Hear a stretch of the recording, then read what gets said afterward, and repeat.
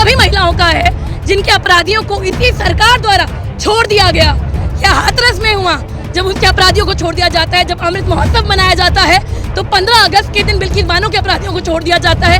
लड़कियां बैठी है, इतने देर से धरनों में बैठी है, उनकी मांगे बिल्कुल भी सुनी नहीं जा रही है और ये देखा जा रहा है कि उनको ही प्रताड़ित किया जा रहा है हर एक तौर पे। ये वो व्यक्ति जो इतने ऊंचे पद पर है, उसके ऊपर हैरेसमेंट के चार्जेस है, लेकिन सरकार जो है उसे चुनावी फायदे के लिए बचा रही है।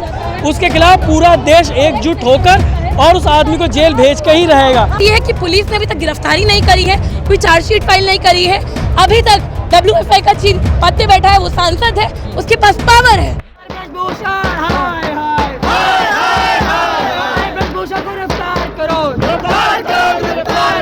ओवरसाइट के तहत, IO के तहत अलग अलग कमेटी बना दी जाती है जिनमें वही 4-5 लोग बैठे हुए हैं।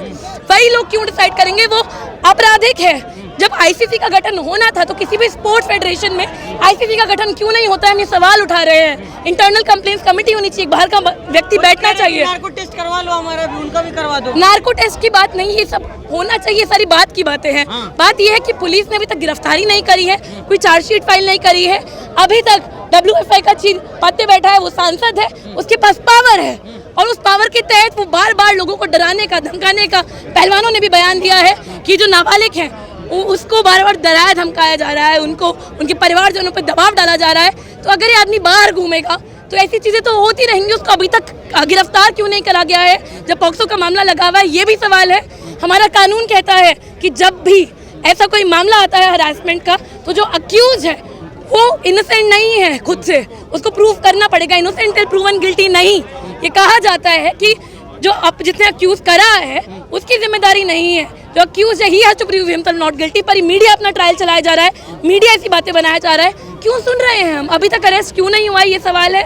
और ये भी एक सवाल है कि अगर देश में महिलाओं के साथ जो पहलवान है, जो सिर्फ देश में ही नहीं अंतर्राष्ट्रीय रूप से प्रसिद्ध है, अगर उनके साथ ऐसी घटनाएं हो सकती है, 5 महीने से उनको न्याय नहीं मिला है, जिसमें 1 महीने से वो जंतर मंतर पे बैठे हैं, तब भी उनकी आवाज नहीं सुनी जा रही है। तो इस देश में, इसी देश में जो हाशिए की महिलाएं हैं, वो महिलाएं जो आदिवासी समुदाय से आती हैं, जो दलित समुदाय से आती हैं, जो लोगों के घरों में काम करती हैं, वहाँ पर क्या होता होगा? वहाँ भी कोई ICC नहीं होती है, वहाँ पे पुलिस और बदसलूकी करती है।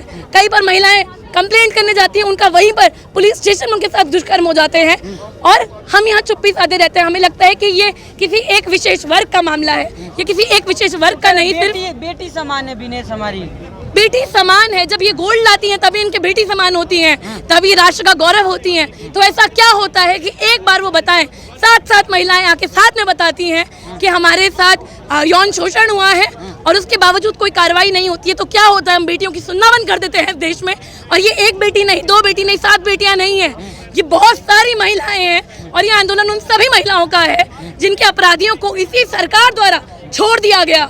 यह हाथरस में हुआ जब उसके अपराधियों को छोड़ दिया जाता है। जब अमृत महोत्सव मनाया जाता है तो 15 अगस्त के दिन बिल्किस बानो के अपराधियों को छोड़ दिया जाता है। तो क्या इस देश में हम जाता है उनको, तो क्या हम बेटियों को बचाने की बात कर रहे हैं? बेटियों के लिए भयमुक्त भारत बन रहा है यहाँ पे, अपराधियों के लिए भयमुक्त भारत बन रहा है इस देश में। हम इसीलिए आज इकट्ठा हुए हैं कि हम न्याय, हमें पता है कि सीधे सीधे नहीं मिल रहा है। 5 महीने हो चुके हैं, न्याय नहीं मिला है। सिर्फ लांछन लगाया जा रहा है, एक दूसरे पे कीचड़ उछालने की बातें हो रही हैं, लेकिन गिरफ्तारी नहीं हो रही है। और जब तक गिरफ्तारी नहीं होगी और जब तक ये सरकार मानेगी नहीं कि बार बार ये अपराधियों के लिए भयमुक्त भारत बना रही है, बार बार ये अपने जो चाटुकार हैं, अपने जो निजी हैं, अपने जो निकट हैं, उनको बचाने का काम करती है। अभी जो कटघरे में है ये इनका खुद का सांसद है, इसीलिए उसको बचाया जा रहा है। और इसीलिए हम लोगों को लगता है कि आज ऐसी रैली की जरूरत पड़ी है कि हम सब लोग इकट्ठा होकर आवाज लगाएं, वरना इतने पास ब्रिजभूषण के घर के, इतने पास सांसद के भी कान पे जू नहीं रेंगा है, तो शायद सबको आवाज उठानी पड़ेगी, तब जाके इनके कान पर कोई जू रेंगेगा। ठीक है, जो पहलवान लड़कियां बैठी है, इतने देर से धरनों में बैठी है, उनकी मांगे बिल्कुल भी सुनी नहीं जा रही है और ये देखा जा रहा है कि उनको ही प्रताड़ित किया जा रहा है हर एक तौर पे। ब्रिजभूषण को जेल में जाना चाहिए। वो व्यक्ति जो इतने ऊंचे पद पर है, उसके ऊपर हैरेसमेंट के चार्जेस है, लेकिन सरकार जो है उसे चुनावी फायदे के लिए बचा रही है। उसके खिलाफ पूरा देश एकजुट होकर और उस आदमी को जेल भेज के ही रहेगा। इस सरकार को घुटनों पे झुकना ही पड़ेगा।